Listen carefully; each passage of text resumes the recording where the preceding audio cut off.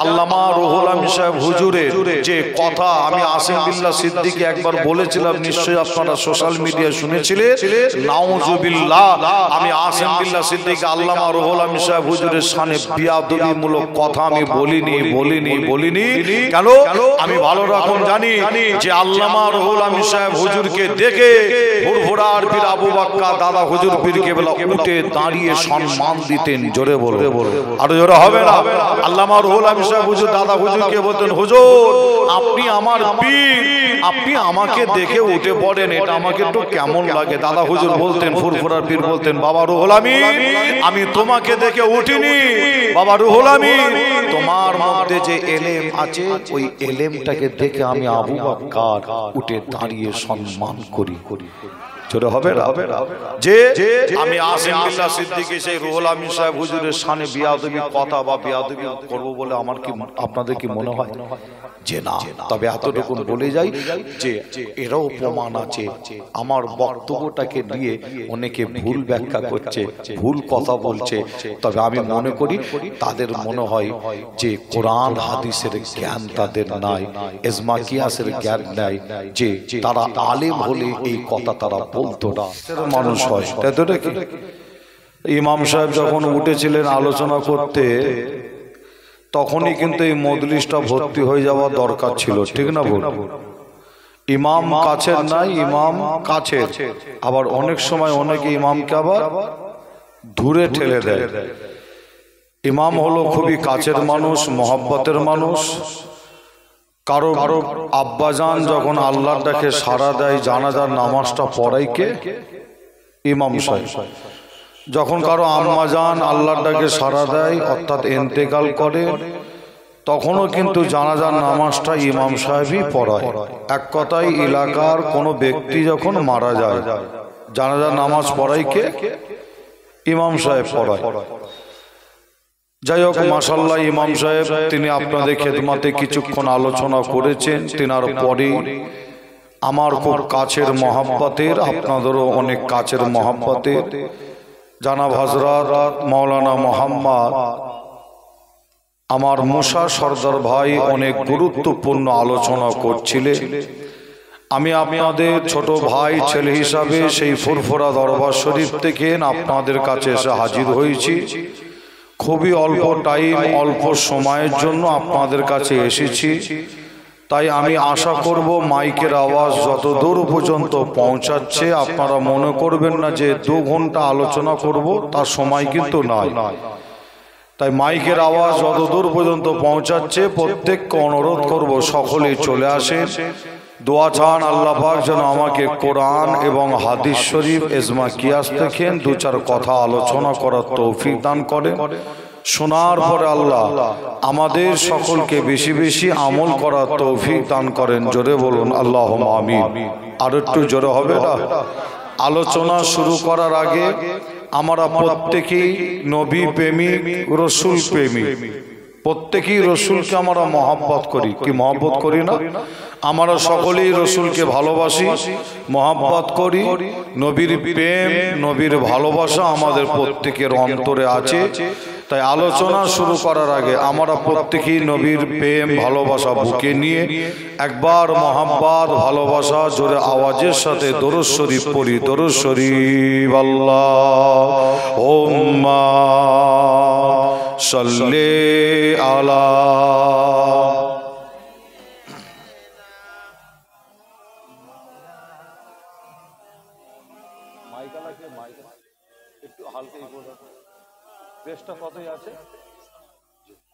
দরুদ শরীফ আল্লাহুম্মা সাল্লি আলা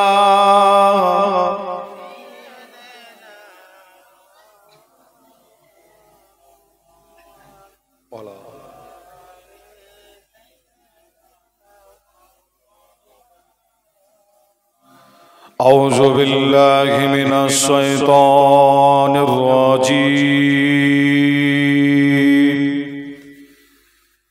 বিসমিল্লাহির রহমানির রহিম।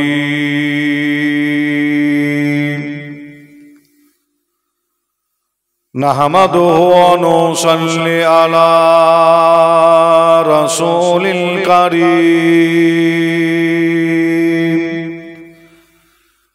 अम्मा बादु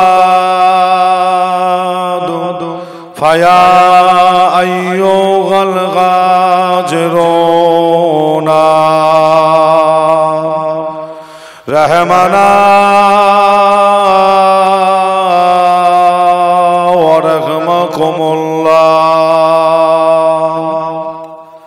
وقال الله تعالى في كلام المجيد والفرقان الحميد إن الله وملائكته يصلون على النبي يا أيها الذين آمنوا صلوا عليه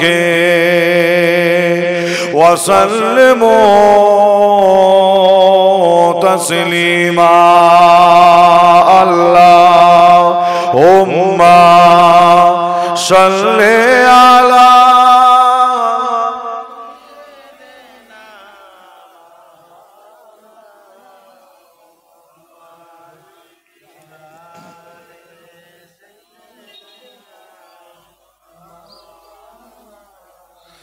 गुलामे मोहम्मद हो क्या डर के मुझको गुलामे में उनकी गुजारा करूंगा अजल से पराखों में कदमों में उनके जुदागी न हरगिज़ गवारा करूंगा अल्लाहुम्मा सल्ली अला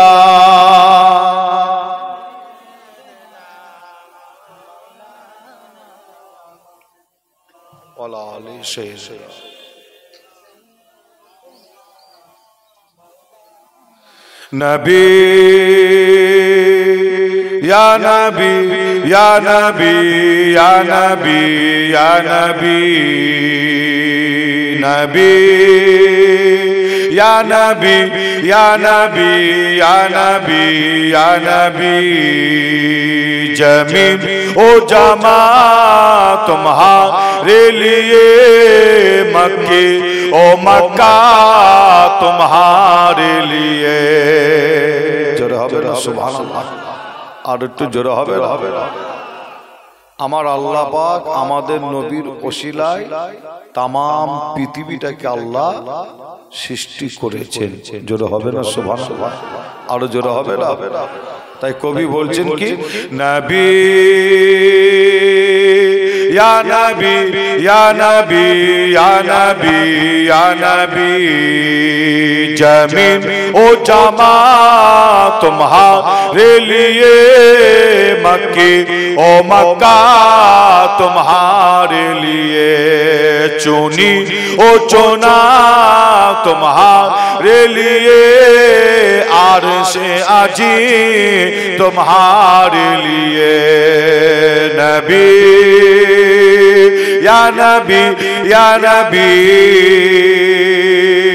नबी या नबी या नबी नबी या नबी या नबी नबी या नबी या नबी साफा मरवा तुम्हारे लिए हाजिर अस्वाद तुम्हारे लिए जरा হবে না সুবহানাল্লাহ আর জোরে হবে না সাফা মারওয়া तुम्हारे लिए, हाजिर अस्वाद तुम्हारे लिए, मदीना वाला तुम्हारे लिए, चुनी ओ चुना तुम्हारे लिए।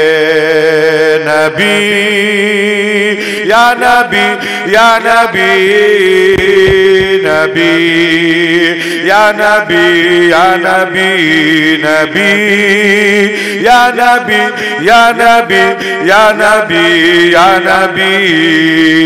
अल्लाहुम्मा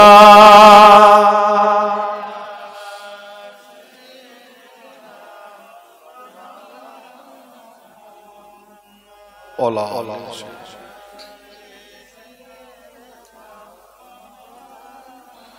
बोलो ला इलाहा इल्लल्लाह, ला इलाहा, आरो मोहब्बत ला इलाहा इल्लल्लाह, ला इलाहा इल्लल्लाह, ला इलाहा इल्लल्लाह, ला इलाहा इल्लल्लाह सल्लल्लाहु अलैहि वसल्लम। वक़ाल अल्लाहु ताला फी कलामिल मजीद वल फुरक़ानिल हमीद,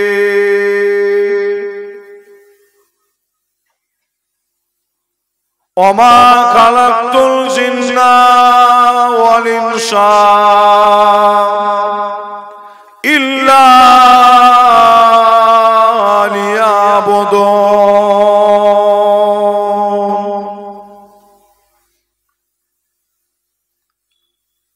प्यारे हाज़िर मजलिस, আমার দিনদার নেককার আল্লাহওয়ালা, আমার মুরব্বী, আমার চাচাজান বোনেরা, আমার জওয়ান যুবক ভাইয়েরা, পর্দার অন্তরের আড়ালে অবস্থিত আমার মা ও বোনেরা, উলামায়ে কেরাম, হাফেজে কোরআন, আল্লাহ তাআলার হাজী বান্দা গণেরা, আমার গ্রামবাসী ভাইজানেরা, আজকে কারে এই মাহফিলের জলসার কমিটি সাহাবান গণেরা, খেদমাতে আপনাদের কাছে হাজির হয়েছি। সেই ফুরফুরা দরবার শরীফ থেকে আমি গুনাহগার আসিম বিল্লাহ সিদ্দিকী, আপনাদেরই ছোট ভাই, ছোট ছেলে হিসাবে আজ আপনাদের এই গ্রামে, আপনাদের পাড়ায়, আপনাদের এলাকায়, আপনাদের মাহফিলে এসে সর্বপ্রথমে আলোচনা শুরু করার আগে আপনাদের প্রত্যেককে দেখার পরে আমার একটা কথা বলার ইচ্ছা হয়। কথাটা হলো এটাই, আজ আপনারা এই কোরআনী প্যান্ডেল, ইসলামিক প্যান্ডেলের নিচেই আমার যে সমস্ত ভাই, যে সমস্ত চাচা, যে সমস্ত মা বোনেরা আপনারা এসে বসেছেন, আমি আসিম বিল্লাহ সিদ্দিকী মনে করি আপনাদের প্রত্যেকের অন্তরে একটা মহব্বত, একটা ভালোবাসা কাজ করছে। সেই মহব্বত ভালোবাসা বুকে নিয়ে আপনারা এই মাহফিল তৈরি করেছেন এবং এসে আপনারা এখানে বসেছেন। মহব্বতটা অন্য কোন ব্যক্তির মহব্বত যেরা, মহব্বতটা হলো আমাদের নবীর মহব্বত, রসুলের মহব্বত। সেই মহব্বত ভালোবাসা বুকে নিয়ে আপনারা এই মাহফিলে এসে বসেছেন। তাই সর্বপ্রথমে জানাতে চাই, আপনাদের এই মহব্বতটা বেকার হবে না, আপনাদের বসাটা বেকার হবে না, এই মাহফিলটা বেকার হবে না। যদি হকের ওপরে, ন্যায়ের ওপরে, সত্যের ওপরে দাঁড়িয়ে যদি রসুলকে মহব্বত করে থাকে, ইনশাআল্লাহ আমার আল্লাহর দরবারে কবুল হয়ে যাবে। জোরে বলো, আর একটু জোরে হবে না? আলোচনা শুরু করার আগে একটু জানতে চাই, এখানে আমার মুরব্বী চাচা, যুবক ভাইরা এসে বসেছে। আল্লাহ করে আপনারা অনেক আলোচনা আল্লাহ করে আপনারা শোনেন ওলামা হযরতদের জবান থেকে, যে আপনাদের গ্রামে পাড়ায় দেখবেন যে রবিউল আউয়াল মাস আরবি মাস হিসাবে বলা হয় কি রবিউল আউয়াল। এই রবিউল আউয়াল মাসে দেখবেন গ্রামে পাড়ায় পাড়ায় গ্রামে পাড়ায় পাড়ায় অনেক বিশ্বনবী দিবস মাহফিল হয়, কি হয় না? হয়তো নাকি? আচ্ছা, রবিউল আউয়াল মাসের পরে কি বিশ্বনবী দিবস পালন হয় কি হয় না? রবিউল আউয়াল মাস পার হয়ে গেছে বা তার আগে যে নবীর মহব্বত ভালোবাসায় বিশ্বনবী দিবস পালন কি মুসলমান করে না? করে তো নাকি? বিভিন্ন জায়গায় হয়। এক কথায় আপনাদের বলতে চাই যে যখনই মাহফিল হয়, বিশ্বনবী দিবস মাহফিল হয়, সেখানে ওলামা হযরতদের বক্তব্য আলোচনা শুনলে আপনারা বুঝতে পারবেন কেন আপনার প্রত্যেকের তখন আলোচনার একটা সাবজেক্ট থাকে কি বিশ্বনবী দিবস মাহফিল। আলোচনার সাবজেক্টটাও তারা নবীর প্রেম নবীর ভালোবাসা নিয়ে আলোচনা তুলে ধরে, যে আমার নবীর মহব্বত ভালোবাসার কথা তুলে ধরে, নবীর কষ্ট জীবন সেই সমস্ত জীবন আলোচনা তুলে ধরে। আপনারা কম বেশি প্রত্যেকেই বসে বসে সেই আলোচনা আপনারা শোনেন। আল্লাহ কারে অনেক আলোচনা শুনেছেন যে রসুলকে মহব্বত করতে হবে, নবীকে ভালোবাসতে হবে। এই আলোচনা বহু আপনারা শুনেছেন, কিন্তু আমি আপনাদের কাছে যদি জানতে চাই আজকে আলোচনা শুরু করার আগে যে আমার রসুলকে মহব্বত করলে ভালোবাসলে কি পাওয়া যায়, যদি আপনাদের কাছে জানতে চাই উত্তরটা আপনারা দিবেন কিনা জানি না, অবশ্যই উত্তর দেবেন। কিন্তু অনেকে উত্তর দিয়ে তাকে রসুলকে মহব্বত করলে ভালোবাসলে আল্লাহ পাওয়া যায়। আপনারা কি বলছেন রসুলকে মহব্বত করলে ভালোবাসলে কি পাওয়া যায়? নবীকে মহব্বত করলে ভালোবাসলে আপনারাও কম বেশি বলছেন আল্লাহ পাওয়া যায়। উত্তর আপনারা দিয়েছেন শুনে আমি খুশি হয়েছি। তবে আপনাদের যারাই আমি কিন্তু একটু অন্যরকম ভাবে বলি। কি বলি? আমি বলি রসুলকে মহব্বত করলে ভালোবাসলে জান্নাত পাওয়া যায়, আর জান্নাতীরাই আল্লাহকে পায়। জোরে হবে না? আরো জোরে হবে না? রসুলকে মহব্বত করলে ভালোবাসলে কি পাওয়া যায়? জান্নাত। কেন? জান্নাত যদি আপনি যদি না পান, ধরেন আপনার কপালে তকদির, বোঝানোর জন্য বলছি, জান্নাত যদি না মেলে, আপনি যদি জান্নাত যদি না যদি যেতে পারেন, মনে রাখবেন আল্লাহ দিদারও আপনি পাবেন না, অর্থাৎ আল্লাহও পাবেন না। কেন? জান্নাতীদের কপালে তকদিরের নসিবে শুধু হবে আল্লাহর দিদার, তাই তো নাকি? তাই রসুলকে মহব্বত করলে ভালোবাসলে মনে রাখবেন জান্নাত পাওয়া যায়, আর জান্নাতীরা আমার আল্লাহকে পায়, অর্থাৎ আল্লাহর দিদার পায়। জোরে বলে আরো জোরে হবে না? আজকে আপনারা এখানে এসে বসেছেন, যে প্রত্যেকেই আপনারা কম বেশি এখানে এসে বসেছেন। আল্লাহ করে আমার অনেক ভাই অনেক চাচা তিনারা মাইকে আওয়াজ শুনতে পাচ্ছে, তিনারাও আল্লাহ করে অনেকে আসছেন মাহফিলের দিকে। যে কিন্তু আমি আপনাদের জানাই এই যে আপনারা এসে বসেছেন, আমি মনে করি প্রত্যেকের অন্তরে নবীর প্রেম নবীর ভালোবাসা বুকে নিয়ে এখানে এসে বসেছেন। কোরআনী প্যান্ডেল ইসলামিক প্যান্ডেলের নিচই। তাই আমি আপনাদের সর্বপ্রথমে এটাই বলতে চাইছি কি আপনাদের এই মহব্বতটা বেকার হবে না, ইনশাআল্লাহ আমার আল্লাহর দরবারে কবুল হয়ে যাবে। আরেকবার জোরে বলে জোরে হবে না? আমার আপনার নবীকে মহব্বত করেছিলেন, ভালোবেসেছিলেন যারা, তাদের থেকে আপনাকে আমাকে শিক্ষা নিতে হয়, তাই তো নাকি? আপনি মিশকাত শরীফ খোলেন, বুখারী শরীফ খোলেন, আবু দাউদ শরীফ খোলেন, মুসলিম শরীফ খোলেন, হাদিস শরীফ খুললে দেখতে পাবেন আমার আপনার নবীকে মহব্বত করেছিলেন, ভালোবেসেছিলেন। মদিনা শরীফের ছোট ছোট কাঁকড় বালিগুলো, মদিনা কাঁকড় বালিগুলো আমার রাসূলকে মহব্বত করেছিলেন। একটা খাজুর গাছের গুড়ি, আপনারা নিশ্চয়ই আলোচনা শুনেছেন, খাজুর গাছের গুড়িটা আমার রাসূলকে এত ভালোবেসেছিলেন, বাচ্চা ছেলের মতন কান্না করেছিলেন। জোরে বলবেন না? যে আপনারা জানেন আমার আপনার নবীকে মহব্বত করেছিলেন, ভালোবেসেছিলেন সাহাবা হুজুররা, যারা আমার নবীর জন্য নিজের জীবনটা পর্যন্ত দিয়ে দিতেন। জীবন যদি বলেন ভাই একটা প্রমাণ দিয়ে যান, একটা নাই, অনেক প্রমাণ আপনাদের দিয়ে যেতে পারি। তবে মিশকাত শরীফ আপনারা খুললে দেখতে পাবেন যে একটা ময়দান, একটা জমিনের নাম আপনারা পাবেন। ওই ময়দান, ওই জমিনটার নাম হচ্ছে ওহুদের ময়দান বলা হয়, ওহুদের জমিন বলা হয়। ওহুদের ময়দান, ওহুদের জমিন। ওই ময়দানে একটা লড়াই, একটা যুদ্ধ হয়েছিল। যুদ্ধটা ছিল ইসলামকে জিন্দা করার জন্য, কোরআনকে জিন্দা করার জন্য, দ্বীন শরীয়তকে জিন্দা করার জন্য। আর ওই যুদ্ধের ময়দানে হাদিস শরীফ সাক্ষী দেয় আমার আপনার নবী, আমার আপনার নেতা তিনি হাজির ছিলেন। যুদ্ধ যখন শুরু হয়, ইবনে কামিয়া বলে একটা বেঈমান ছিল ওই ওহুদের জমিনে, যে নাম হলো ইবনে কামিয়া। বেঈমানটা করেছিল কি, আমার আপনার নবীর মাথা মোবারকের ভেতরে একটা তরবালের একটা আঘাত, হাদিস শরীফ সাক্ষী দেয় একটা তরবালের আঘাত আল্লাহর নবীর মাথা মোবারকের ভেতরে। যখনই মাথার উপরে তরবালের আঘাত, এই আঘাত করার সাথে সাথে দেখতে পাওয়া যায় আমার আপনার নবীর মাথা মোবারকের ভেতর থেকে রক্ত মোবারক গড়াতে লাগে। আল্লাহ রসুলের মাথা মোবারক থেকে রক্ত মোবারক গড়াতে লাগে। মিশকাত শরীফ সাক্ষী দেয় আমার আপনার নবী আর ওহুদের জমিনটার উপরে দাঁড়িয়ে থাকতে পারলেন না। আল্লাহ রসুল ওই সময় ওহুদের জমিন, ওহুদের ময়দানটার উপরে পড়ে গেলে, কিন্তু দূর থেকে দেখতে পান আমার নবীর একজন সাহাবা, যে নাম হলো হযরতে আলী। হযরতে আলী হুজুর তিনিও যুদ্ধ করছেন আর দেখছেন আল্লাহ রসুল ওহুদের জমিনটার উপরে পড়ে যাচ্ছে। হযরত আলী হুজুর করছেন কি জানেন, যুদ্ধ করতে করতে আমার নবীর দিকে আগাচ্ছে, আল্লাহ রসুলের দিকে ছুটছে হযরত আলী।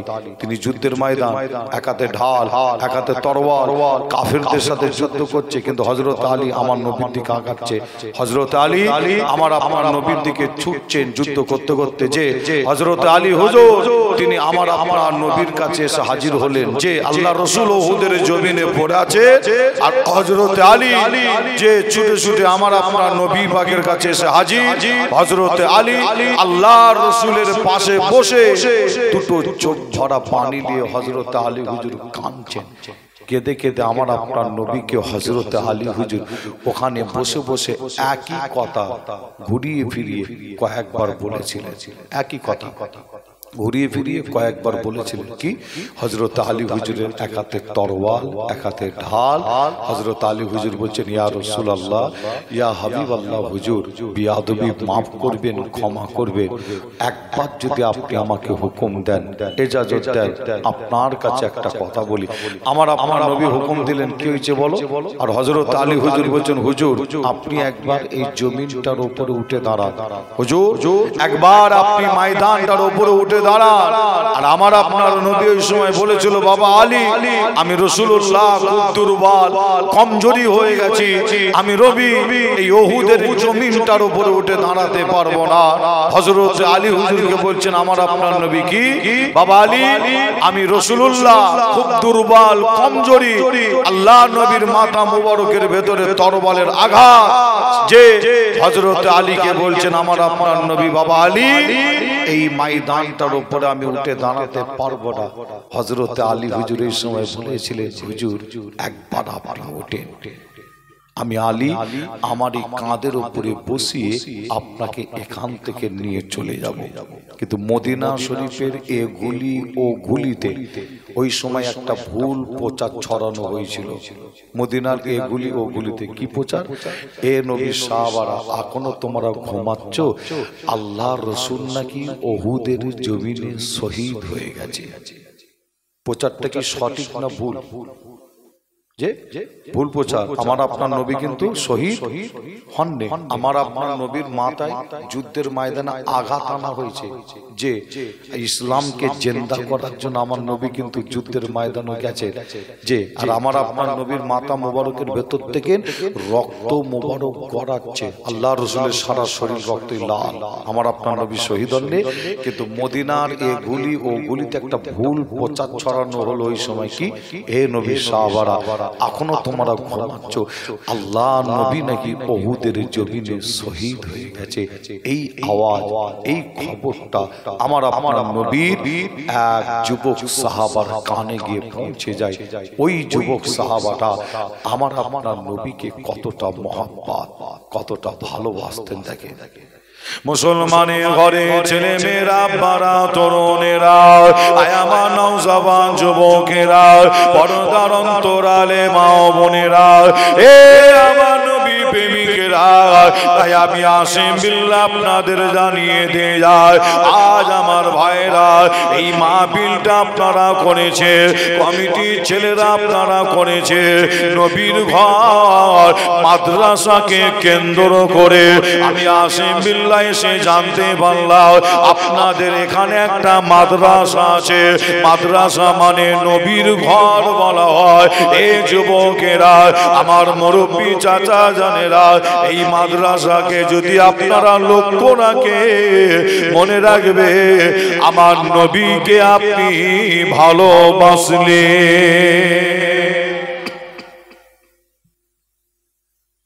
এখানে তো মাদ্রাসা নাকি, যেখানে বসলাম ওইটাই কেরালা, কেরালা না বিহার, কেরালা না বিহার না দিল্লি না বোম্বাই, যে মুক্ত, তাই তো নাকি? এই বললাম কেন বলেন, কেরালা না বিহার না দিল্লি না বোম্বাই। যে এখন আবার দেখবেন জায়গায় জায়গায় শিক্ষার ব্যবস্থাকে উন্নত করার জন্য,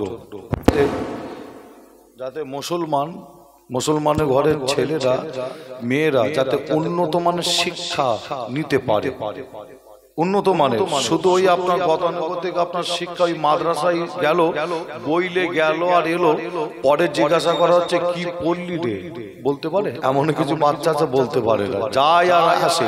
আর এই কেরালা মডেল এমন একটা মডেল যেখানে উন্নত মানের শিক্ষা দেওয়া হয়, বিভিন্ন সাবজেক্ট, তাই তো নাকি? আছে না না? বিভিন্ন সাবজেক্ট আছে না? যে আপনাদের বলে যায় এখানে কেরালার ব্যাপার নয়, এখানে দিল্লির ব্যাপার নাই, এখানে বোম্বাইয়ের ব্যাপার নাই, এখানে হায়দ্রাবাদের ব্যাপার নাই, এখানে বিহারের ব্যাপার নাই, তাই তো নাকি? যে তবে আপনাদের এতটুকু বলে যায় যে এই কেরালা মডেল বলেন জায়গায় জায়গায় যে করা হয়েছে, যে চলছে, যে বলুন এতে আপনার মুসলিম বলেন বা অমুসলিম বলেন, যারা পড়াশোনা করছে তারা উন্নত মানের শিক্ষা পাচ্ছে না, পায়নি, পাচ্ছে না, শিক্ষা তো পাচ্ছে আল্লাহ ঘরে। যে আর আমার মনে হয় এই কেরালা মডেলের যারাই বিরোধিতা করে, দেখবেন কিছু বক্তা আছে, যে কিছু বক্তা তারা ওয়াজ নসিহত করতে করতে কেরালা মডেলের বিরোধিতা করে, যে এই কারণেই বিরোধিতা করে আমার মনে হয়, কারণ এত উন্নত মানের শিক্ষা কেরালা মডেল থেকে দেওয়া হচ্ছে, ভবিষ্যতে তারা ভয় করছে যে আমাদের আর স্টেজে উঠতে হবে তো, কি বলছে উস্তাদ চাচা, স্টেজে আর এইভাবে উঠতে হবে তো, এই কেরালা মডেলের বাচ্চারাই তাদের ধরে নেবে। একবার ধরো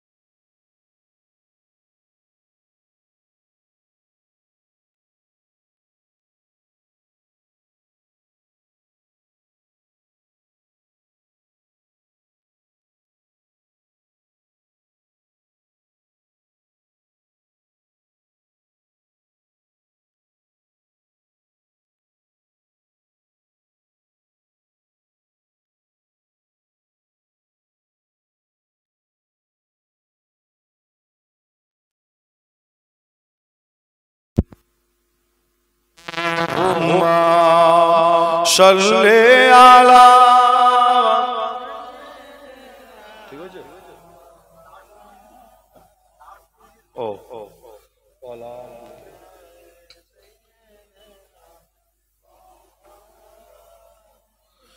জোছনা ভরা চাঁদিনী রাতে চাঁদিকে যখন দেখি স্বপ্ন লোকে বিবার হয়ে শুধু তোমায় দেখি।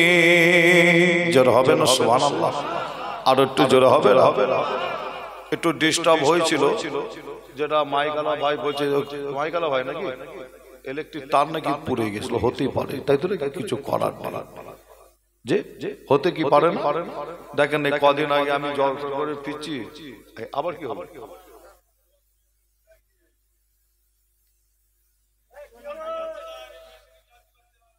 দরুদ শরীফ আল্লাহুম্মা সাল্লি আলা।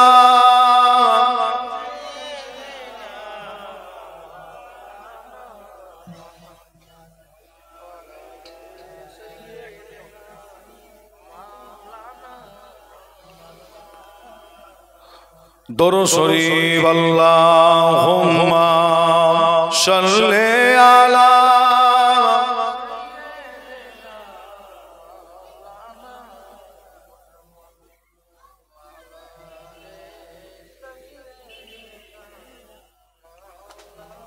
আলো জ্বলে রাখো। জোছনা ভরা চাঁদিনী রাতে চাঁদিকে যখন দেখি স্বপ্ন লোকে বিবার হয়ে শুধু তোমায় দেখি। জোর হবে না সুবহানাল্লাহ? আলো যদি নাও থাকে, টিউবলাইট না জ্বললে মোবাইলে আলো আছে, তাই তো নাকি? হবে না? না, মোবাইলে আলো জ্বালাও। জোছনা ভরা চাঁদিনী রাতে চাঁদিকে যখন দেখি স্বপ্ন লোকে বিবার হয়ে শুধু তোমায় দেখি। একাই বসে মগন হয়ে ভাবি নীরবে বিশ্বটাকে সাজিয়েছ অতি নিপুণ ভাবে। বিশ্বটাকে সাজিয়েছ অতি নিপুণ ভাবে। সাদা কালো ধূসর মেঘে খেলা দেখি যখন হৃদয় আমার ভালোবাসা বেড়ে ওঠে তখন। সাদা কালো ধূসর মেঘে খেলা দেখি যখন হৃদয় আমার ভালোবাসা বেড়ে ওঠে তখন।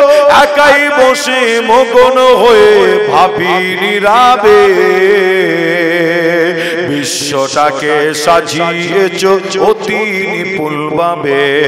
বিশ্বটাকে সাজিয়েছ অতি নিপুণ ভাবে।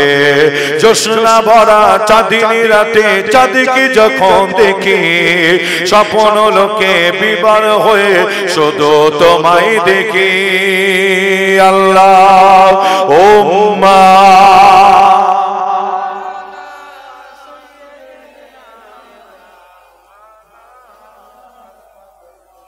ওয়ালা আলি সাইয়্যিদ।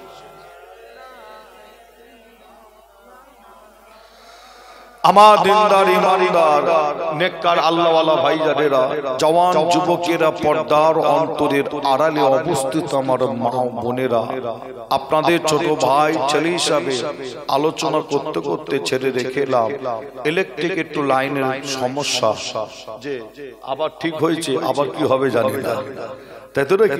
যাই হোক, তারপরও আমাদের এই মাহফিলের কাজ চালিয়ে যেতে হবে। যে আল্লাহ ঘরে আপনারা মাশাআল্লাহ এসে বসেছেন, আলোচনা করতে করতে ছেড়ে রেখে এলাম কোথায়, যে আপনার এই মাদ্রাসা, এই মাদ্রাসার দিকে যদি আমি আপনি লক্ষ্য রাখি, সময় দিয়ে অর্থ দিয়ে যদি খেয়াল করি, আপনার যদি আমি আপনি সময় দিই, মনে রাখবেন মাদ্রাসাকে বলা হয় নবীর ঘর বলা হয়। যে আজ লক্ষ্য রাখি, মনে রাখবেন আমার আপনার নবীকে মহাব্বত করা হলো, ভালোবাসা হলো। জোরে বলুন সুবহানাল্লাহ। আর একটু জোরে হবে না? আজকে আপনাদের ছোট ভাই ছেলে হিসাবে আপনাদের কাছে দুটো কথা, আমার নবীর প্রেম ভালোবাসা, দুটো কথা আপনাদের বলে যাব। যে একবার দরুদ শরীফ আল্লাহুম্মা কি হলো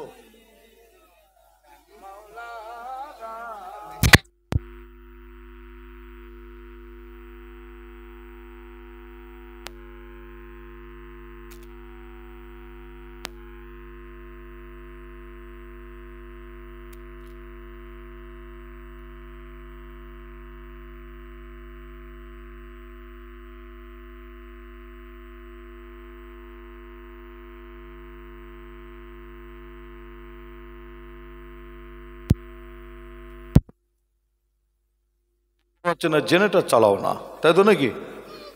জেনারেটর দিয়ে দাও, জেনারেটর ভাড়া করেছে তো নাকি? জেনারেটর চালিয়ে দাও। আর এমন মাঝে মধ্যে আওয়াজ হচ্ছে, হ্যাঁ এ পিছনে এরা ভয় খেয়ে যাচ্ছে, তাই তো নাকি? আমি কিন্তু ভয় খাইনি। হ্যাঁ ভয় খেয়েছি আমি, এরা ভয় পেরেশান হয়ে যাচ্ছে। হ্যাঁ মাঝে মধ্যে এমন আওয়াজ মারছে না। যাই হোক, আল্লাহ হেফাজত করেন। হ্যাঁ বিপদ ঘটতো সময় লাগে না, আল্লাহ হেফাজত করেন। হ্যাঁ সময় তো এইভাবে হয়ে গেল, বিদায় নেওয়ার প্রায় কাছাকাছি সময় হয়ে গেল, এখান থেকে আবার অন্য একটি জায়গায় যেতে হবে। যাই হোক, আপনাদের ছোট ভাই ছেলে হিসাবে একটা দুঃখর একটা সংবাদ আপনাদের দিই।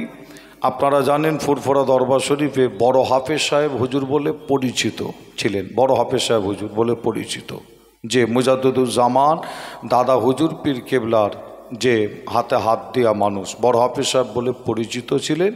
যে তিনার আপনার আওলাদের আওলাদ, আপনারা তিনাকে অনেকে দেখেছেন, তিনার আলোচনা শুনেছেন, তিনার হাতে হাত দিয়ে মোসাফা করেছেন। যিনার নাম বলা হয় সাইফুল্লাহ সাহেব বলা হয়। কি জানেন আপনারা? দেখেন না আপনারা যে সাইফুল্লাহ ভাই বলে, যে আপনাদের যদি বলি একটু বোঝানোর জন্য যদি বলি, আপনার একটু তিনি একটু মোটা ছিলেন অনেকটা, দেখেন না অনেকটা মোটা ছিলেন। হ্যাঁ আপনার হালকা পাতলা শরীর নয়, অনেকটা তিনি মোটা মানুষ ছিলেন। আজকে যত সম্ভব মনে হয়, আমি আসরের নামাজের পরে তো দরবার থেকে বার হয়েছি এখানে, আমি গাড়িতে আস্তে আস্তে শুনলাম মাগরিবের নামাজের পর মনে হয় যত সম্ভব আল্লাহর ডাকে তিনি সাড়া দিয়েছেন, ইন্তেকাল করেছেন। ইন্না লিল্লাহি ওয়া ইন্না ইলাইহি রাজিউন। জানাজার নামাজ কখন হবে এখনও খবর কিছু পাইনি। আপনারা নিশ্চয়ই জানেন যে তিনিও কিন্তু অল ইন্ডিয়া সুন্নাতুল জামাতের ওলামা হজরতদের সঙ্গে মিলে মিশে একসাথে, যেটা একজন মুসলমানের পরিচয়, ঠিক না ভুল? এটা একটা মুসলমানের একটা পরিচয়, যে তিনি কোনো দ্বন্দ্ব ঝামেলার মধ্যে তিনি থাকতেন না। কত সাদা মনের মানুষ ছিলেন, মিলেমিশে একসাথে জলসা মাহফিল করতেন আল্লাহ গারে। যে আজকে আল্লাহটাকে সাড়া দিয়েছে, আমরা দোয়া চাইব আল্লাহ পাক যেন তেনাকে জান্নাতের উচ্চ মাকাম দান করেন। জোরে বলুন আল্লাহুম্মা আমিন। আর একটু জোরে হবে না? আপনাদের ছোট ভাই ছেলে হিসাবে দোয়া চাই, আল্লাহ আপনি আমাদের সকলকে আল্লাহ ঈমান আমলের সাথে আল্লাহ হায়াত দারাজ করবেন, আর ঈমান আমলের সাথে আল্লাহ আমাদের মওত নসিব করবেন।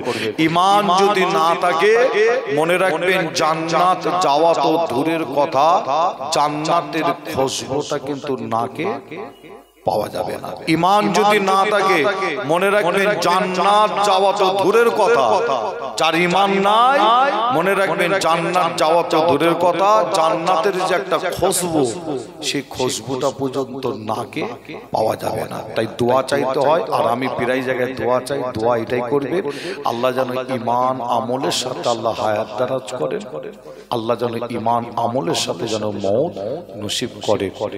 সকলে জোরে বলুন আল্লাহুম্মা আমিন। আর একটু জোরে হবে না? মুসলমানের ঘরে ছেলে মেয়েরা, বারা তরুণেরা, আয়ামা নওজওয়ান যুবকেরা, পর্দার অন্তরালে মা বোনেরা, এ আমার নবী প্রেমিকেরা, তাই আমি আসিম বিল্লাহ আপনাদের কাছে মিসকাত শরীফের কথা বলছিলাম। এ নবী প্রেমিকেরা, আল্লাহ নবীর ওই যুবক সাহাবার কানে যখন খবরটা পৌঁছে গেল, কি খবর? আল্লাহ নবী নাকি উহুদের জমিনে শহীদ হয়ে গেছে। আমার নবী কিন্তু শহীদ হননি, মদিনা শরীফের এ গুলি ও গুলিতে একটা ভুল প্রচার ছড়ানো হয়েছিল। এ নবী সাহাবারা, আল্লাহ নবী নাকি উহুদের জমিনে শহীদ হয়ে গেছে, আল্লাহ নবী নাকি শহীদ হয়ে গেছে। এই খবরটা, এই আওয়াজটা আল্লাহর নবীর এক যুবক সাহাবার কানে খবরটা পৌঁছে গেল। এ নবী প্রেমিকেরা ওই যুবক সাহাবাটা আমার আপনার নবীকে এত মহব্বত এত ভালোবাসতে যুবক সাহাবাটা শোনার সাথে সাথে নিজের বাড়িতে ছুটে ছুটে চলে গিয়েছিলেন।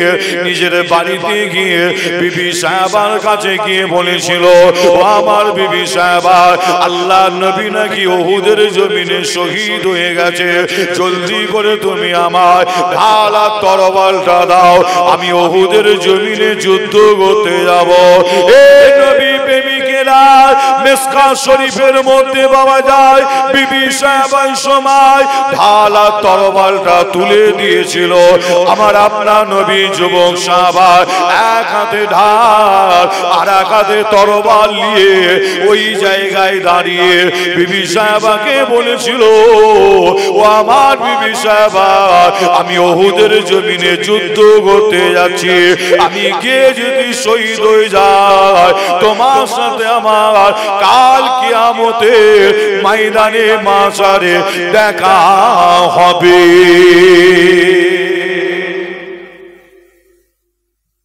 আমার আপনার নবীর জন্য সাহাবা হুজুররা নিজের জীবন দিয়েছিলেন, একটা নাই হাজারো প্রমাণ আছে। কোন কোন সাহাবা হুজুরের হাত কাফেররা কেটে নিয়েছিল যুদ্ধের ময়দানে, হাত দুটো কেটে নিয়েছিল। কোন কোন সাহাবা হুজুরের পা দুটো কাফেররা কেটে নিয়েছিল। আবার কোন কোন সাহাবা হুজুরের চোখ মোবারকটাকে উপরে তুলে নিয়েছিল কাফেররা। যে কোন কোন সাহাবা হুজুরের হাদিস শরীফ সাক্ষী দেয় শরীরটাকে টুকরো টুকরো করে দিয়েছিল। যে আমার নবীর আওলাদে রসুল ইমাম হোসেন হুজুরের কথা মনে পড়ে আপনাদের কাছে, যে আওলাদে রসুল ইমাম হোসেন হুজুর কারবালার জমিনে শহীদ হয়েছিল আপনারা জানেন, কিন্তু এত কষ্ট দেওয়া হয়েছিল আওলাদে রসুল ইমাম হোসেন হুজুরকে যে ইতিহাস সাক্ষী দেয় হুজুরের শরীর মুবারক থেকে এই শের মুবারকটাকে আলাদা করে দিয়েছিল।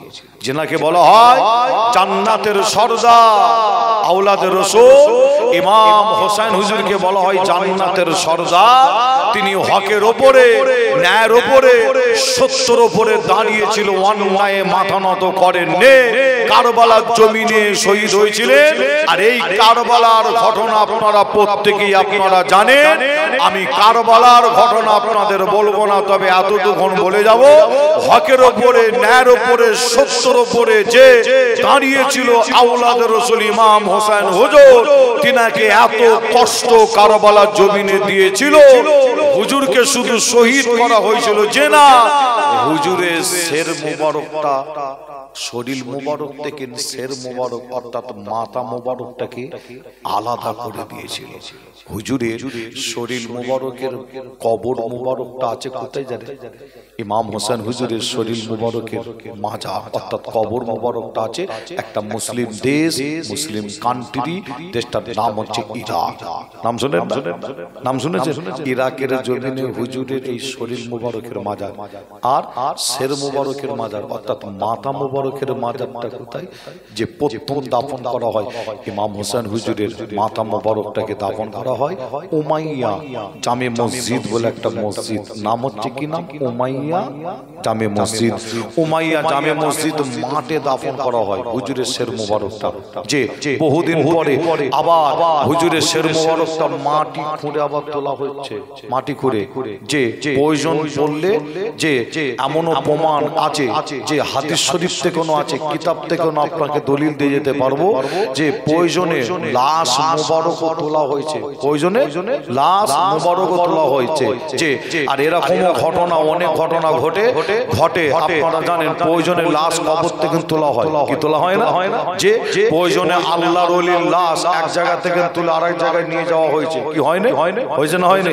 যে তবে আপনাদের জন্য বলে যায় আল্লামা রুহুল আমিন সাহেব হুজুরের যে কথা আমি আসিম বিল্লাহ সিদ্দিকী একবার বলেছিলাম, নিশ্চয়ই আপনারা সোশ্যাল মিডিয়ায় শুনেছিলেন।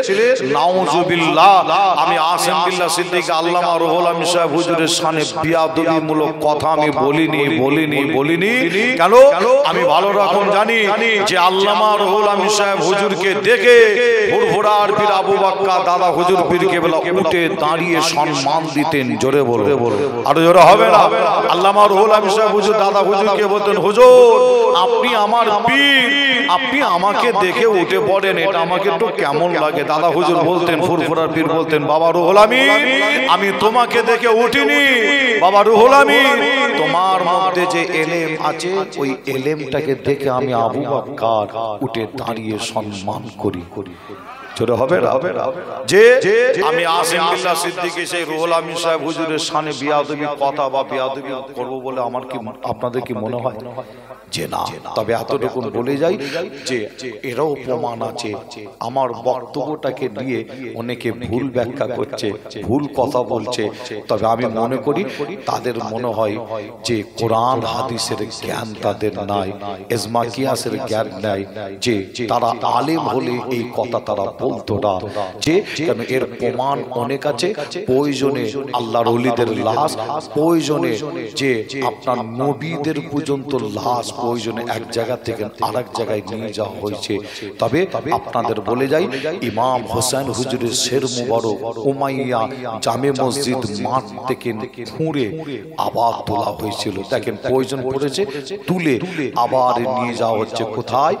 আসকালান বলে একটি জায়গা আছে, আসকালানের জমিনে নিয়ে গিয়ে আওলাদের রাসূল ইমাম হোসেন হুজুরের শের মুবারকটা দাফন করা হয়।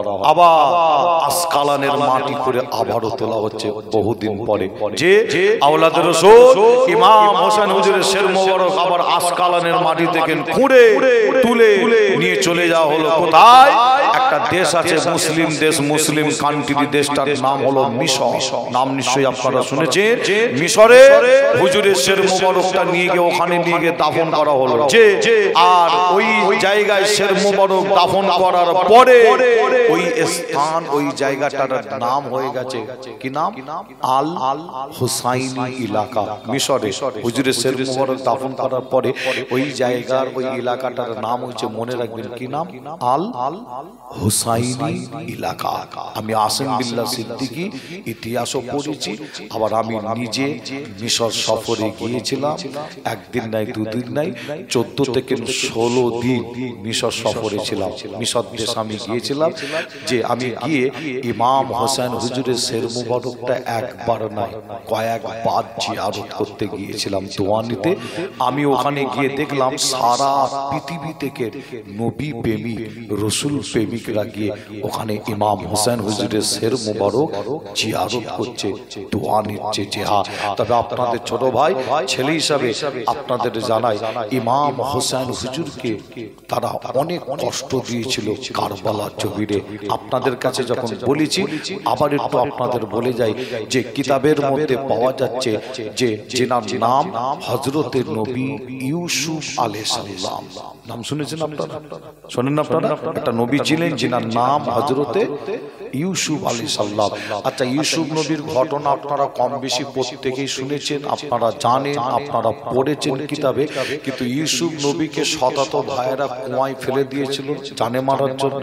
যে আচ্ছা, ইউসুফ নবীকে আমার আল্লাহ কুয়া থেকে আবার তুলেছিলেন, তুলে কোন দেশের বাদশা করেছিলেন? দেশটার নাম মিশর। আচ্ছা, ইউসুফ নবীকে আল্লাহ কুয়া থেকে তুলে মিশরের বাদশা করলে, কিন্তু ইউসুফ নবী ইন্তেকাল করলেন কোথায়? দেশটার নাম হচ্ছে মিশর। তিনি মিশরের জমিনে ইন্তেকাল করেছিলেন। আর ইন্তেকালের পরে দেখতে পাওয়া যায় মিশরের মানুষদের মধ্যে একটা দ্বন্দ্ব ঝামেলা একটা শুরু হয়ে গেল। নবী ইন্তেকালের পরে হুজুরের লাশ মুবারক তখনও কিন্তু জমিনের উপরে দাফন করা হয়নি, জানাজার নামাজ হয়নি। ইউসুফ নবীর ইন্তেকালের পরে একটা মিশরের মানুষদের মধ্যে দ্বন্দ্ব ঝামেলা। কিলে দ্বন্দ্ব? কেউ বলে ইউসুফ নবীর কবর মুবারক এখানে হবে, আবার কেউ বলে না ইউসুফ নবীর কবর মুবারক এখানে হবে, আবার কেউ বলে না ইউসুফ নবীর কবর মুবারক এখানে হবে। আপনাদের বোঝানোর জন্য যদি বলি, কেউ বলছে আমার গ্রামে হবে, কেউ বলছে আমার পাড়ায় হবে, কেউ বলছে আমার এলাকায় হবে। ইউসুফ নবীর ইন্তেকালের পরে বিশাল একটা মিশরে একটা অশান্তি ঝামেলা যখন দেখা দিল, ওই সময় মিশরের মানুষ তারা সকলে মিলে বসে আলোচনা করলো কি করা যাবে। তারা আলোচনা করলো তাহলে এক কাজ করা যাক, ইউসুফ নবীকে নীল নদে দাফন করা হবে। নীল নদটা কি? নীল নদটাকে বলা হয় পৃথিবীর জমিনে যত নদী আছে, নীল নদটাকে বলা হয় জান্নাতি নদী বা জান্নাতের নদী বলা হয়।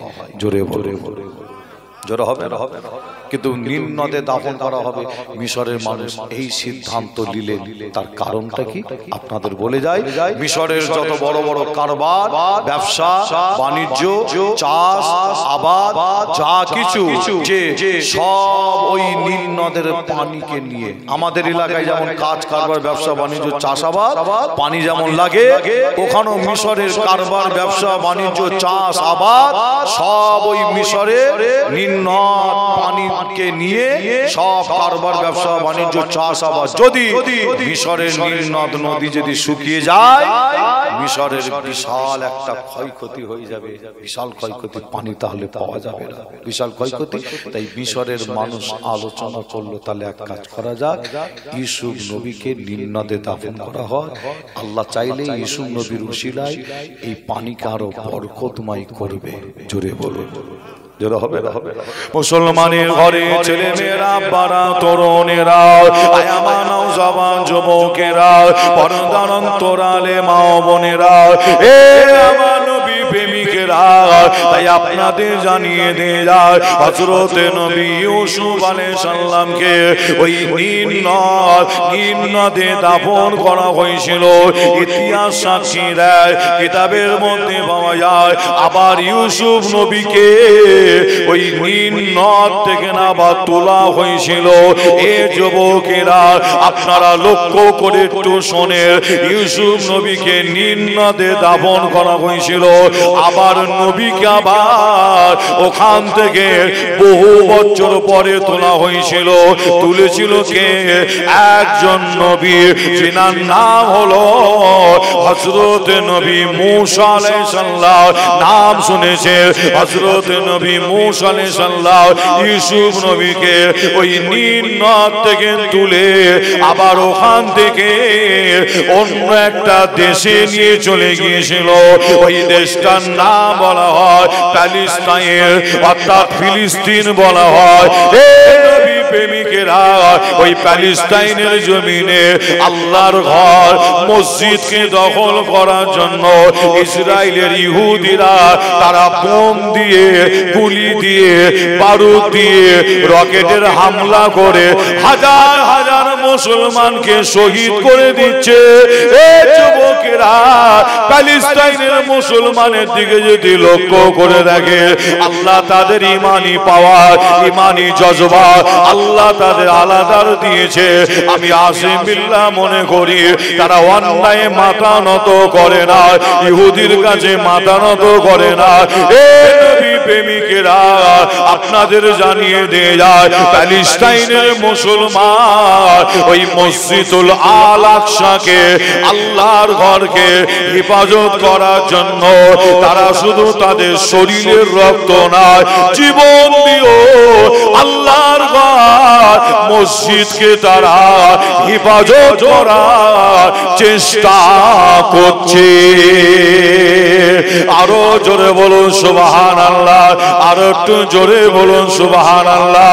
এ নবী প্রেমিকেরা, ওই প্যালেস্টাইনের জমিনে হযরত নবী মূসা আলাইহিস সালাম ইউসুফ নবীকে নিয়ে প্যালেস্টাইনের জমিনে, ফিলিস্তিনের জমিনে ইউসুফ নবীকে নিয়ে গিয়ে আবার দাফন করা হয়েছিল। এই নবী প্রেমিকেরা, তাই আপনাদের জানিয়ে দেয়, মিসকাত শরীফের কথা আপনাদের বলছিলাম। হাদিস শরীফটার নাম হলো মিসকাত শরীফ। এই মিসকাত শরীফ খুললে দেখতে পাবে, মিসকাত শরীফের মধ্যে পাওয়া যায় ওই যুবক সাহাবা, আমার নবী যুবক সাহাবা বিবি সাহেবার কাছে দাঁড়িয়ে এক হাতে ঢাল আর এক হাতে তরবারি নিয়ে বলেছিল, আমি উহুদের জমিনে যুদ্ধ করতে যাচ্ছি, আমি গিয়ে যদি শহীদ হয়ে যায় তোমার সাথে আমার কাল কিয়ামতের ময়দানে মাঝারে দেখা হবে। আল্লাহ নবী যুবক সাহাবা এক হাতে ঢাল আর এক হাতে তরবারটাকে নিয়ে ওই যুদ্ধের ময়দানের দিকে, উহুদের ময়দানের দিকে দৌড়তে লাগে। উহুদের জমিনে গিয়ে বেঈমানদের সাথে তুমুল যুদ্ধ শুরু করে দেয়। হাদিস শরীফ সাক্ষী দেয়, আল্লাহ নবীর যুবক সাহাবা ওই উহুদের জমিনে গিয়ে কাফেরদের সাথে যুদ্ধ করতে করতে বেশ কয়েকটা কাফেরকে জাহান্নামে পাঠিয়ে দিয়েছিল। এ নবী প্রেমিকেরা, আল্লাহ নবী যুবক সাহাবা ওই উহুদের জমিনে যুদ্ধ করতে করতে আমার আপনার নবী যুবক সাহাবা ওই উহুদের জমিনে শহীদ হয়ে গেছিল। এই খবরটা, এই আওয়াজটা আবার বিবি সাহাবার কানে এসে পৌঁছে গিয়েছিল। তুমি শুনেছো নাকি তোমার স্বামী নাকি আজকে উহুদের জমিনে শহীদ হয়ে গেছে? বিবি সাহাবা শোনার সাথে সাথে বিবি সাহাবা থাকতে না পেরে বিবি সাহাবা ওই উহুদের জমিনের দিকে দৌড়তে লাগে। ওই ময়দানের দিকে ছুটে ছুটে ছুটে ছুটে গিয়ে বিবি সাহাবা গিয়ে দেখে ওই উহুদের জমিনে কিছুটা দূরে কিছু মানুষ গোল করে ঘিরে দাঁড়িয়ে আছে। বিবি সাহাবা ঠিক ওই জায়গায় গিয়ে দেখে গোল করে ঘিরে দাঁড়িয়ে আছে অন্য কেউ নাই, আমার আপনার নবী মাঝখানে দাঁড়িয়ে আছে। আমার আপনার নবীকে সাহাবা হুজুররা চতুর্দিক থেকে গোল করে ঘিরে রেখেছে। নারায়ে তাকবীর। সিলসিলা হক ফুরফুরা শরীফ, সিলসিলা হক ফুরফুরা শরীফ। নারায়ে তাকবীর। যুদ্ধের ময়দানে বিবি সাহাবা গিয়ে দেখছেন অনেকটা দূরে কিছু মানুষ গোল করে ঘিরে দাঁড়িয়ে আছে। ওখানে গিয়ে দেখছেন গোল করে যে ঘিরে দাঁড়িয়ে আছে অন্য কেউ নাই, আমার আপনার নবী, আমার আপনার নেতা মাঝখানে দাঁড়িয়ে আছে। আর সমস্ত সাহাবা হুজুরা তারা তাদের শরীর দিয়ে, হাদিস শরীফ সাক্ষী দিচ্ছে, তারা তাদের শরীর দিয়ে, সাহাবা হুজুরা শরীর দিয়ে আমার রাসূলকে কাট, যাতে আমার নবীর উপর আর কোনো কাফের বেঈমানেরা একটা আঘাত করতে না পারে। তাদের জীবনে কোনো পরোয়া ছিল না, জীবন চলে যায় চলে যাবে, কিন্তু নবীর উপরে একটাও আঘাত আনতে দেওয়া হবে না। সাহাবা হুজুররা তারা তাদের শরীর দিয়ে আমার রাসূলকে কাট যুদ্ধের ময়দানে। কিন্তু বিবি সাহাবা ওখানে গিয়ে পৌঁছে গিয়ে আমার আপনার নবীকে বলেছিলেন, ইয়া রাসূলুল্লাহ, ইয়া হাবিবাল্লাহ, হুজুর বিয়াদবি মাফ করবেন, ক্ষমা করবেন, আপনি যদি হুকুম দেন, ইজাজত দেন, আপনার কাছে একটা কথা বলি। আমার নবী হুকুম দিলেন, কি হয়েছে বলো? বিবি সাহাবা ওই সময় বলছেন, ইয়া রাসূলুল্লাহ, ইয়া হাবিবাল্লাহ, হুজুর আজকে নাকি আপনি এই ময়দানে শহীদ হয়ে গেছে। আপনার কথা শুনে আমার স্বামী বাড়িতে থাকতে পারে না। আমার স্বামী আপনাকে এতটা মহব্বত, এত ভালোবাসে, আমার স্বামী বাড়িতে থাকতে না পেরে এই ময়দানে এসে বেঈমানদের সাথে যুদ্ধ করতে করতে শহীদ হয়ে গেছে। এতে কিন্তু আমার কোনো দুঃখ নাই। আমি এসেছি একটা কথা আপনার কাছে জানার জন্য। হুজুর আমি শুনেছি নাকি যারা যুদ্ধ করতে করতে শহীদ হয়ে যায়, হুজুর তাদের নাকি গোসলটা নাকি দেওয়া হয় না, কাফনটা নাকি হুজুর পরানো হয় না। যারা ইসলামের জন্য, কোরআনের জন্য, দ্বীনের জন্য শহীদ হয়ে যায় যুদ্ধ করতে করতে, হুজুর তাদের নাকি গোসল নাকি দেওয়া হয় না, কাফনটা নাকি হুজুর পরানো হয় না। আমার আপনার নবীর কাছে বিবি সাহাবা উহুদের জমিনে আল্লাহ রাসূলের কাছে জানতে চাইলে, আপনারা প্রত্যেকেই কম বেশি জানেন শহীদানদের কি মাসলা হলো। শহীদানদের যে শহীদানদের গোসল লাগে না আর কাফনও পরানো হয় না। যে শহীদানদের মাসলা হলো, যে মাসলা হচ্ছে যে শহীদানদের যে ব্যক্তিটা শহীদ হয়, যে শহীদ হতে গিয়ে যে পোশাকটা পরে আছে, আমি আপনি এখানে যে অনেকে অনেক রকম পোশাক পরে আছি, এই পোশাক পরা অবস্থায় আমি আপনি যদি শহীদ হয়ে যাই আর শহীদ হতে গিয়ে আমার আপনার এই পোশাকে কাপড়ে যদি রক্ত যদি লেগে যায়, মাসলা হলো শহীদানদের এই পোশাক তোমরা খুলবে না, পোশাক চেঞ্জ করবে না, পোশাক পাল্টাবে না।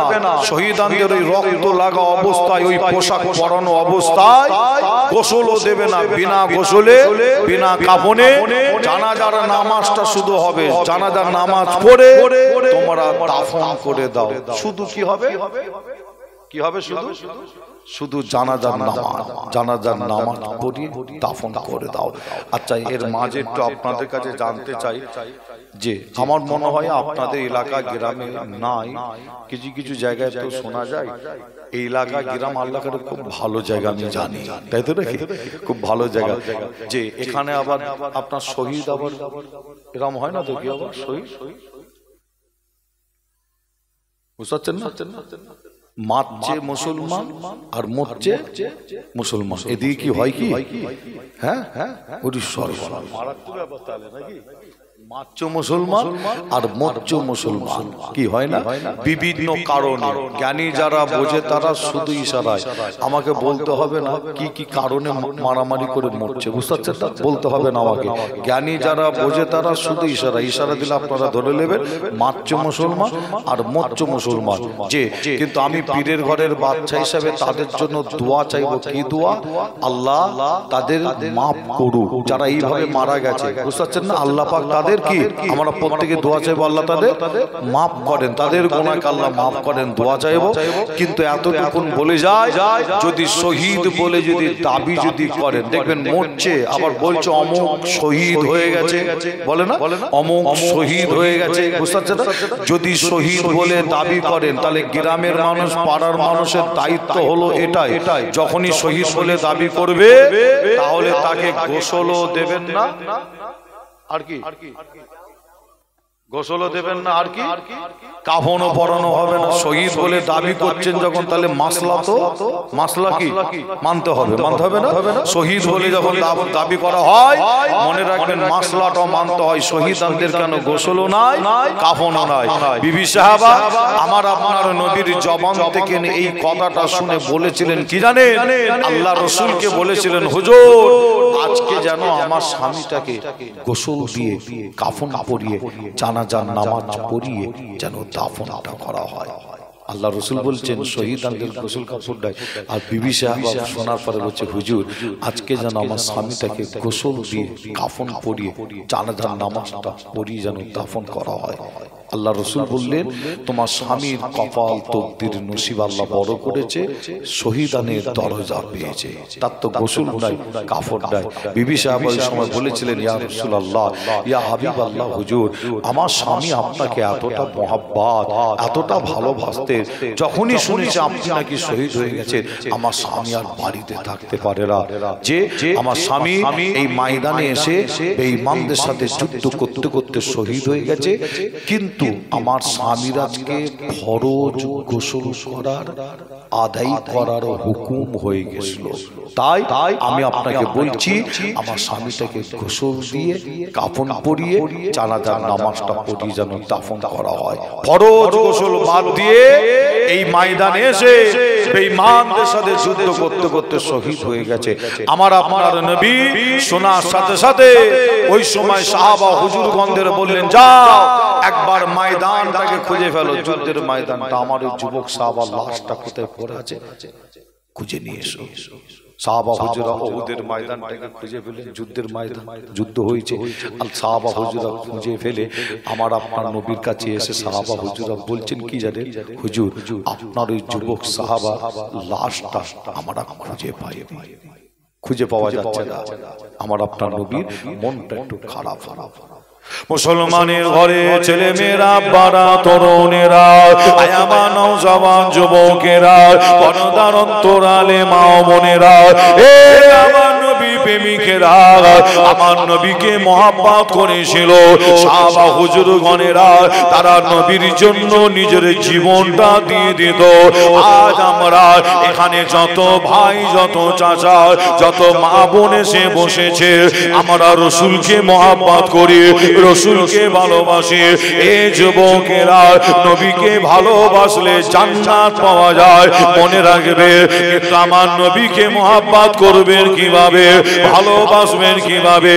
আমার নবী হাদিস শরীফের মধ্যে জানিয়ে দেয়, আল্লাহ নবী বলে ফাকাদ আহাব্বানি ওয়া মান আহাব্বানি কানা মাই ফিল জান্নাত। আমার নবী বলে যদি কোনো ব্যক্তিটা আমি রাসূলুল্লাহ আমার দিদার পেতে চাও, যদি কোনো ব্যক্তি আমি রাসূলুল্লাহ আমার সাথে যদি কাল কিয়ামতের ময়দানে একসাথে উঠে দাঁড়াতে চাও, আমার আপনার নবী আবার বলে যদি কোনো ব্যক্তি আমি রাসূলুল্লাহ আমার সাথে যদি জান্নাতের ভেতরে একসাথে থাকতে চাও, তাহলে ওই ব্যক্তিটা ওই মানুষটা করবে কি? আমার নবী জানালেন ফাকাদ আহাব্বানি ওয়া মান আহাব্বানি কানা মাই ফিল জান্নাত। ওই ব্যক্তিটা যেন আমি রাসূলুল্লাহ আমার সুন্নাতটাকে যেন মজবুত করে ধরে, সুন্নাতকে ভালোবাসে, সুন্নাতের তাবেদারি করে, সুন্নাতের পায়রাবি করে, সুন্নাতের যেন ইতাআত করে, সুন্নাতকে মেনে বাস্তব আমলি জিন্দেগিতে যেন ফিরে আসে। যদি কোনো ব্যক্তি আমি রাসূলুল্লাহ আমার সুন্নাতকে মেনে এইভাবে যদি আমলি জিন্দেগিতে ফিরে আসতে পারে, তাহলে হবে কি? আল্লাহ নবী জানার কানা মাই ফিল জান্নাত। ওই ব্যক্তিটাকে আল্লাহ পাক জান্নাতের ভেতরে আমি রাসূলুল্লাহ আমার পাশাপাশি থাকার সুযোগটা করে দেবে। আরো জোরে বলো সুবহানাল্লাহ। এ নবী প্রেমিকেরা শুধু মুখে বললে হবে না রাসূল তোমায় ভালোবাসি, রাসূল তোমায় মহব্বত করি। এ যুবকেরা আমার নবীর সুন্নাতকে মজবুত করে ধরতে হয়, সুন্নাতকে ভালোবাসতে হয়। সুন্নাতকে ভালোবাসা মানে নবীকে ভালোবাসা হয়। এ নবী প্রেমিকেরা সাহাবা হুজুরগণেরা আমার নবীকে এত মহব্বত এত ভালোবেসেছিল, ওই যুবক সাহাবাটা উহুদের জমিনে শহীদ হয়ে গিয়েছিল। এ নবী প্রেমিকেরা আল্লাহ নবী সাহাবারা যখন উহুদের জমিনটাকে খুঁজে ফেলে আমার আপনার নবীর কাছে এসে বলেছিল ইয়া রাসূলুল্লাহ ইয়া হাবিবাল্লাহ, হুজুর আপনার যুবক সাহাবার লাশটা আমরা খুঁজে পাইনি। আল্লাহ নবীর মনটা খারাপ হয়ে গিয়েছিল। এ নবী প্রেমিকেরা আল্লাহ পাক ওই সময় হযরত জিবরাইল ফেরেশতাকে আমার নবীর কাছে পাঠিয়ে দিয়েছিল। মিসকাত শরীফের মধ্যে পাওয়া যায় হযরত জিবরাইল ফেরেশতা আমার আপনার নবীর কাছে এসে সালাম দিয়েছিল, আসসালামু আলাইকা ইয়া রাসূলুল্লাহ ইয়া হাবিবাল্লাহ। হুজুর আপনি চিন্তা করবেন না, হুজুর আপনি চিন্তা করবেন না, আল্লাহ আপনাকে চিন্তা করতে মানা করেছে।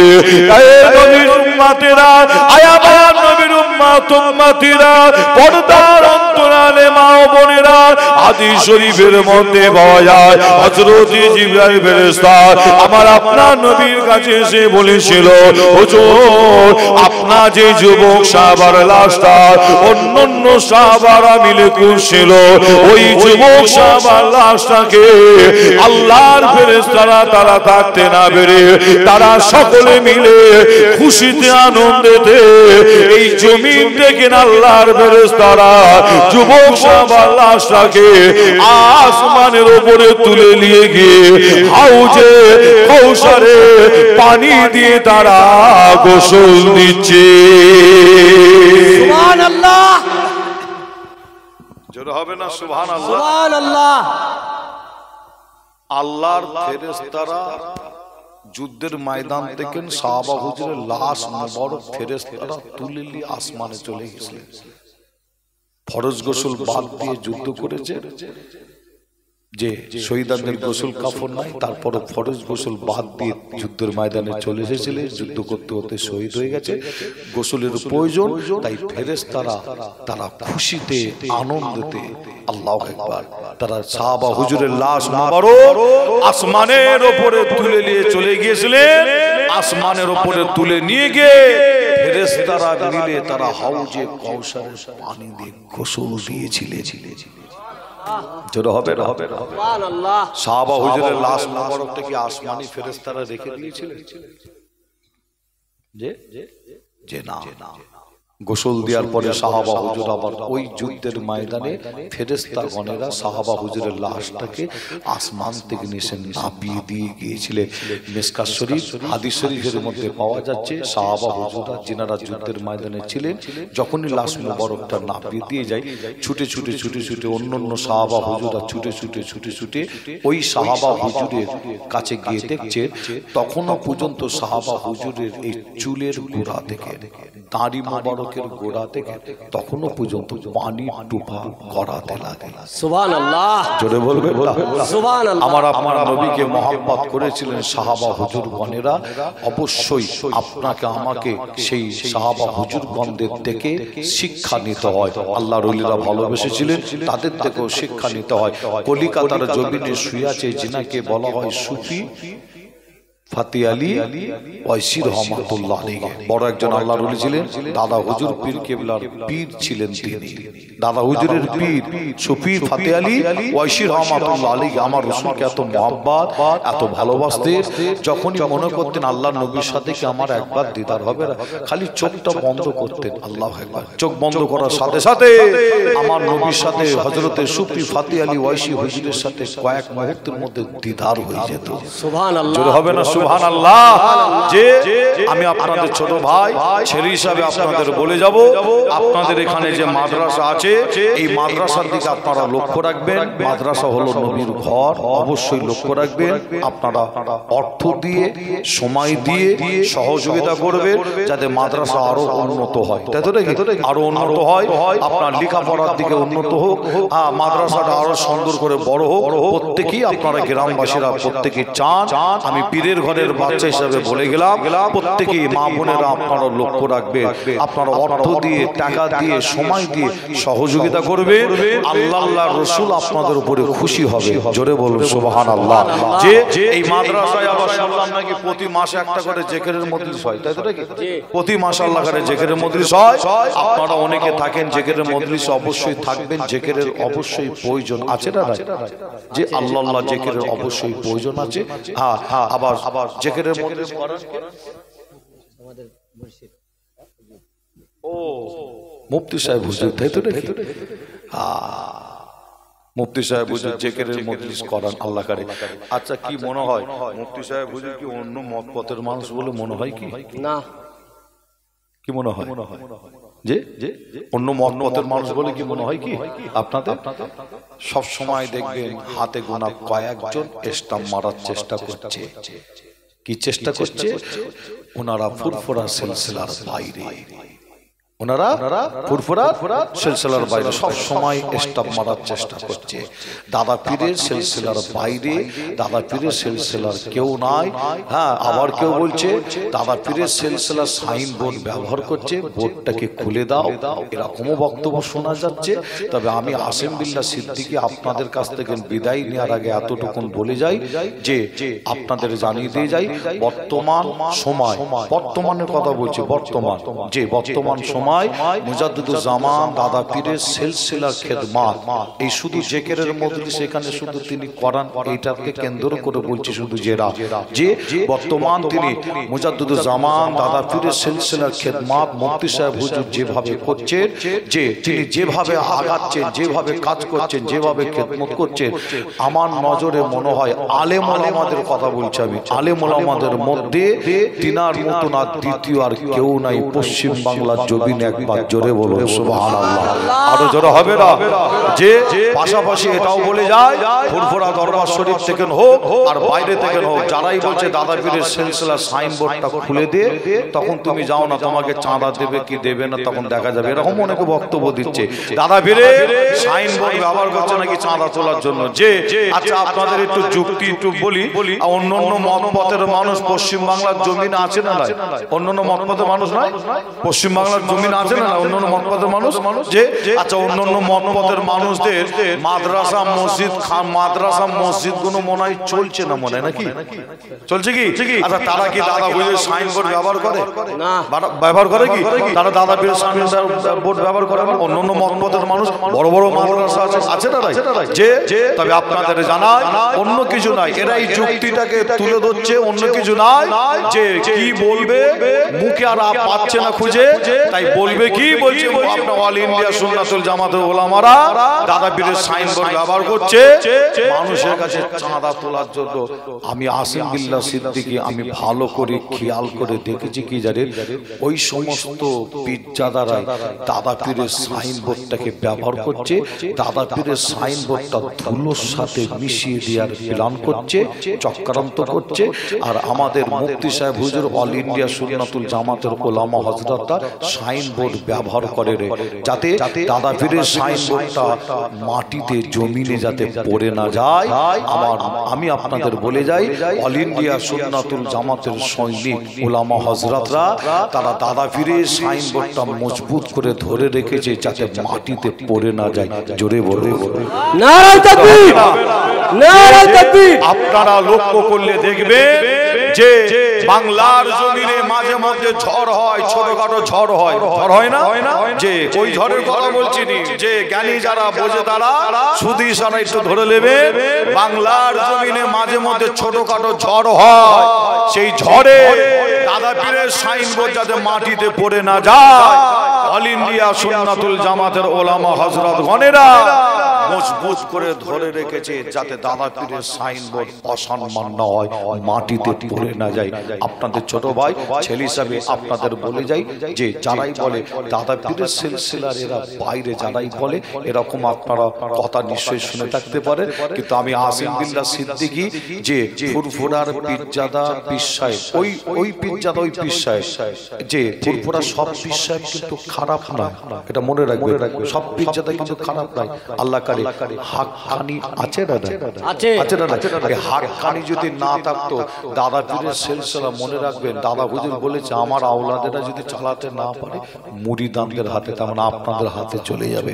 কি বুঝতে পারছেন? যে মনে রাখবেন ফুরফুরায় আজও হাক্কানি পীর আমার চাচাজানদের মধ্যে আছে, ভাইদের মধ্যে আল্লাহ কারে হাক্কানি পীরজাদা আছে। তবে এটুকুন বলতে হয় সংখ্যায় সেটা অনেকটা কম কমে গেছে, খুঁজে বার করতে হয়। আল্লাহ কারে আছে, তারাও হকের সাথে কথা, হকের উপরে ন্যায়ের উপরে সত্যের উপরে দাঁড়িয়ে তারাও কথা বলে। মনে রাখবেন যে হ্যাঁ, যে আপনাদের ছোট ভাই ছেলে হিসাবে আপনাদের বলে যাই, আপনাদের জানাই সব যে খারাপ এটাও কিন্তু ভাবা, এটা কিন্তু ভাবা ভুল। তবে ওই সমস্ত পীরজাদা যারাই আপনার বিরোধিতা করে বলছে যে অল ইন্ডিয়া সুন্নাতুল জামাতের ওলামা হযরতরা সিলসিলার বাইরে সব সময় স্টাম্প মারার চেষ্টা করছে, মনে রাখবেন তারাই কিন্তু দাদা পীরের সিলসিলার গণ্ডির বাইরে। আজ নয়, বহু বছর আগে তারাই হয়ে গেছে গণ্ডির বাইরে। যে আপনারা দেখবেন তাদের বক্তব্য সোশ্যাল মিডিয়ায় শুনলে আপনারা তার প্রমাণ আপনারা পেয়ে যাবে।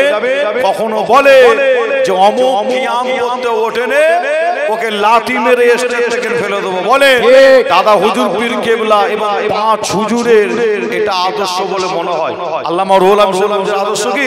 দাদা হুজুর বলছে কেউ যদি কিয়াম করতে যদি না ওঠে বাবা তাকে তোমার টেনে তুলবে না, আর যে উঠেছে তাকে তোমার টেনে বসাবে না। কিয়ামলে বাড়াবাড়ি করবে না, দাদা হুজুর করেন, পাঁচ হুজুর করেন, দাদা পীরের খলিফারা করেন। যে আর আমি পীরজাদা হয়ে যদি বলি ফুরফুরা কোন একজন ওই পীরজাদা দেখবেন কোন এক পীরজাদা যদি বলে উনি কিয়াম করতে ওঠেন, একজন ওঠেন, আমি যদি বলি তাকে কোমরের লাথি মেরে ফেলে দেবো, বা কোনো যদি পীরজাদা বলে কোমরের লাথি মেরে ফেলে দেবো, কি মনে হয় দাদা পীরের সিলসিলার গণ্ডির ভেতরে থেকে কথাটা বললো বলে মনে হয় না? বললো কি যে দাদা হুজুর বলছেন কিয়াম সালাম পড়া হচ্ছে মুস্তাহাসান জায়েজ, পড়লে স্বভাব, না পড়লে স্বভাব নাই, পড়লে স্বভাব, না পড়লে গোনা নাই। তাই তুমি পীরজাদা কি হিসাবে বললে লাথি মেরে ফেলে দেবো? যে তাহলে এর দ্বারাই বুঝতে হয় দাদা পীরের সিলসিলার গণ্ডির বাইরে গিয়ে সাইনবোর্ডটা ব্যবহার করে মানুষের মধ্যে দ্বন্দ্ব, ঝামেলা, অশান্তি তুমি মুসলমানের মধ্যে লাগাতে চাইছো। বলুন এই সমস্ত পীরজাদার থেকে আমাদের দূরে থাকতে হবে না? ধরে থাকতে হবে না? আচ্ছা, ধরে থাকার কথা কে বলেছে? আমি আসিম বিল্লাহ যে না, দাদা হুজুর তিনি নিজে ওসিয়াতনামায় লিখছে এদের থেকে দূরে থাকো, এদের থেকে দূরে থাকো। যারা সিলসিলা বিরোধী, ইসলাম বিরোধী, শরিয়াত বিরোধী, বাবা এদের থেকে তোমরা দূরে থাকো।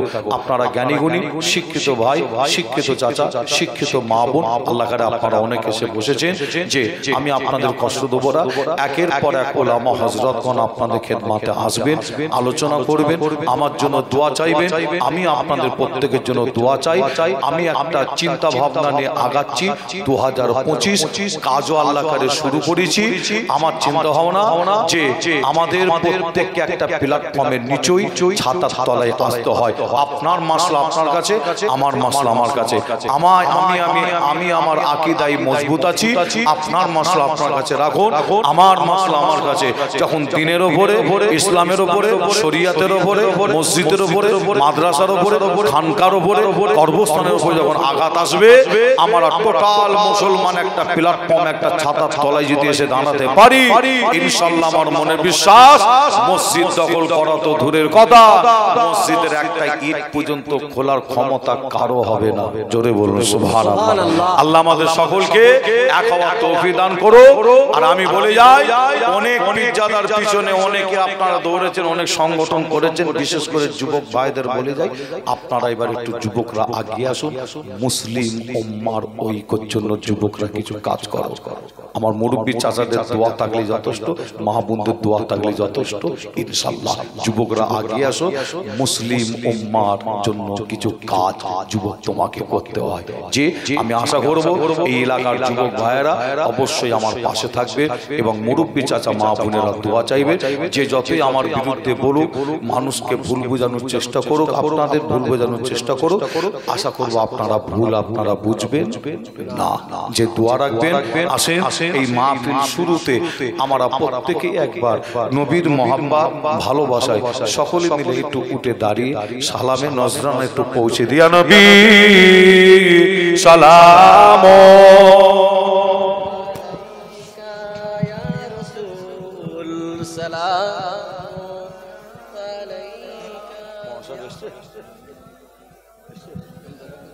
আমাকে